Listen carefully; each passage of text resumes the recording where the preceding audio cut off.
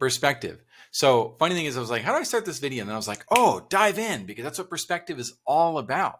There's lots of different ways to see things and do things and feel things.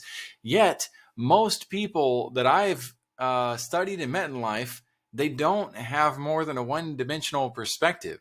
So there's actually more layers than two. But let's just at least start into looking at the subject of having a two-dimensional perspective. So what's a one-dimensional perspective?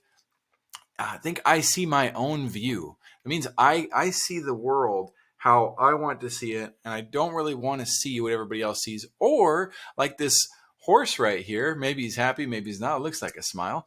Anyway, they got blinders on that horse, so that way the horse is controlled by an external factor in terms of what they see. And there's all sorts of arguing going on in the world about the news and who's right and who's wrong, and liberal versus conservative, and religion versus non, and science versus faith. There's so many different opportunities to argue, and that's exactly what I'll call it. It's an opportunity. We may feel forced into it, but in reality, we have a lot of control over just that. So now comes the 2D perspective. What's that? So when you look at a perspective, that could be me on one side and you on the other. Maybe you prefer straight hair, and maybe I prefer curly hair, right? Keeping it simple and not getting into the political fights that exist in the world. Maybe you think that AI is going to take over the world. Maybe you think that AI is going to save the world. Right? That's looking at the two different perspectives that in most scenarios is talked about as the only perspectives that exist. I see the other viewpoint. Right? Well, when I was in college, I went into a marriage and relationships class. Could have studied better in that, by the way. Just look at my track record. But in the class, the teacher taught this concept of the Zeitgeist, a German word for the world perspective. There's how you see things, there's how I see things, but we may not have the same sight as the world in general. The world in general may feel a certain way. And again, you got to dive really deep in the philosophies of perspective to go beyond that. But we're going to keep it simple, because there's also this, I call it the 3D perspective.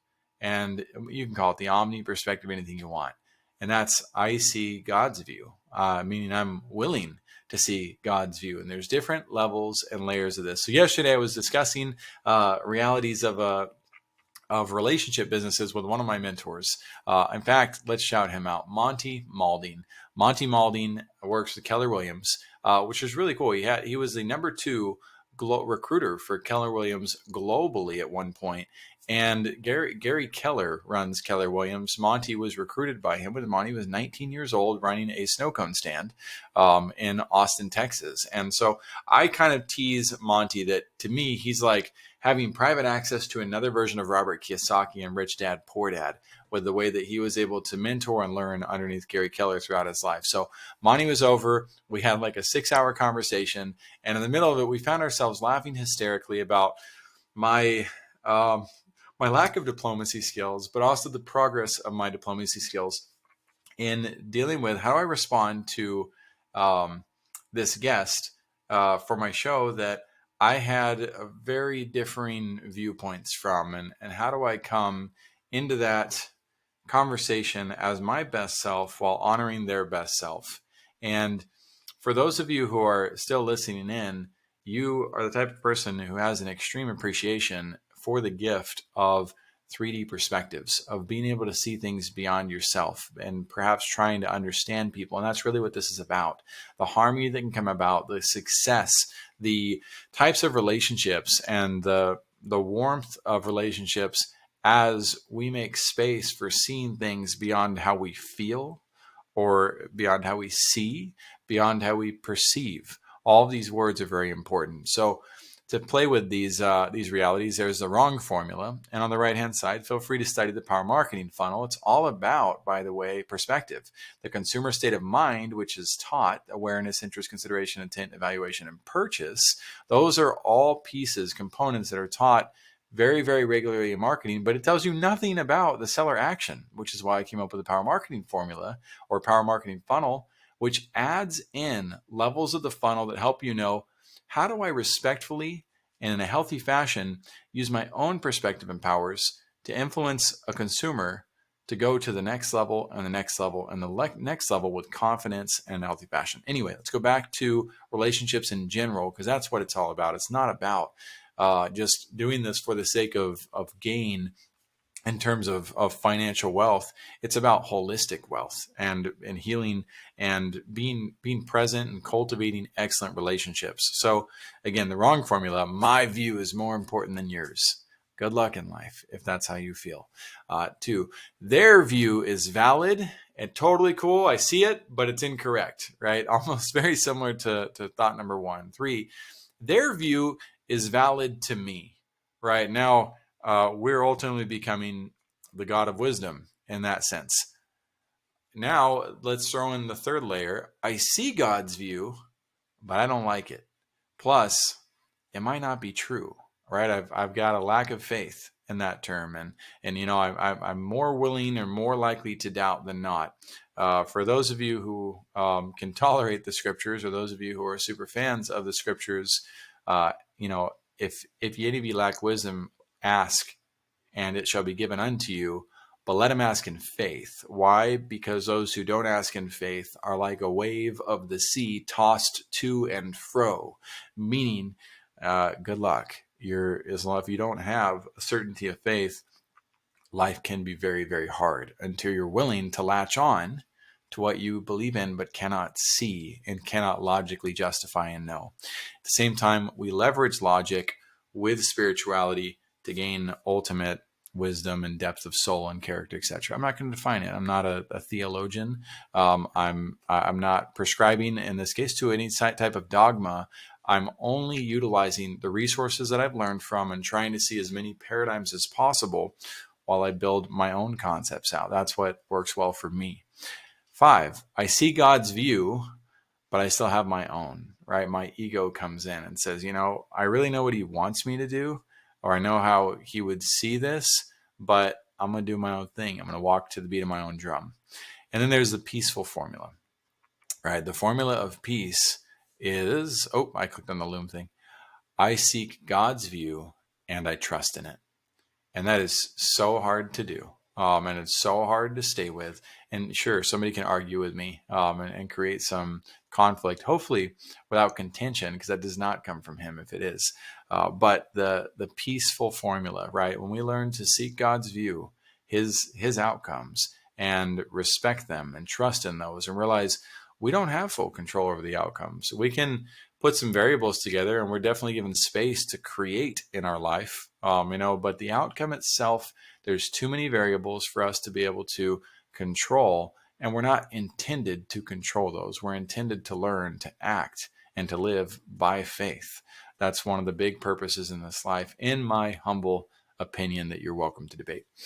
As far as team building goes, having perspective helps so much. In fact, and it's a chicken and the egg scenario in my opinion. It would be, maybe developing these virtues of patience, persistence, consistency, reliability, and love will enhance your perspective. Or perhaps learning to shift your perspective and look at others' perspectives will enhance your virtues. In reality, they kind of build each other out, right? If I'm choosing to see another perspective, that's me taking a step towards being patient, trying to see something differently rather than just bulldoze ahead, being persistent, right? Anytime you're pursuing education, there's a persistence in that. Watching this video shows you have persistence, shows you have patience. Consistency, right? Am I doing this over time, repeatedly, kind of like a habit or like a pendulum swinging back and forth consistently? Then there's the reliability of, do you maintain that? Do you keep going towards it? And so you can, every time you're working on your virtues, you're actually expanding your perspective. And at the same time, when you are diving in to understand perspectives in this world, you are also exercising each of these virtues. And again, all those virtues built on the foundation of love, that's ultimately the focal point for me as a business owner is, am I facilitating a place where my team members are cultivating these virtues? Because if we cultivate these virtues, the byproduct of cultivating the virtues is we become that much better at the work that we are doing. If we lose sight of the virtues, or we build and forget the virtues while we're building, then we're not actually building something holistic and great. We end up with the wrong formula. Let me move my picture yet again. And we end up with, I like to pick on the fact that you might have the wrong team versus the right team. And it's not the people though, it's the processes. It's not the people, it's the powers of the learning. And so most companies, most organizations, families, charities, etc., end up with a dysfunctional team. And there's symptoms that are highlighted in this wonderful book, Five Dysfunctions of a Team by Patrick Lencioni. And we strive really hard to make sure that we pay attention to those symptoms so that we can address them and move our team over to the high performance cultures, and that we're experiencing symptoms of a high performance culture. And a lot of that requires a depth of perspective, right? At least getting to the layers of a 2D perspective where you're willing to see and come eye to eye with the other person in the room. And again, the other people in the room are all on that circular sphere. Whereas I believe that God has the ability to see that three-dimensional version, being able to see through it, being able to be in it, being able to see it, throughout time and space, etc., and going way too deep into subjects that I can't comprehend myself. And so if you liked this video, if you found this helpful from a perspective standpoint, from I want to understand other human beings in my life because I want to serve them better. I want to belong with them better. I want to have stronger relationships. Then I'd request that I'd invite you to like the video, to subscribe to the channel, especially if you're into business. If you're not into business, again, you'll still find lots of perspectives that are healthy from a leadership standpoint. And of course, if you have a vision to share with this world, you've got something of meaningful impact that will bless the lives of hundreds, thousands, millions, billions, or maybe even just one other person, then I'd invite you to apply to join me on Vision Pros Live, where we dive into the greatest depths of perspective that we can. And that is, what is your vision? Your vision matters. Your holistic visions to help this world matter tremendously to me and to others. I'll see you on the other side.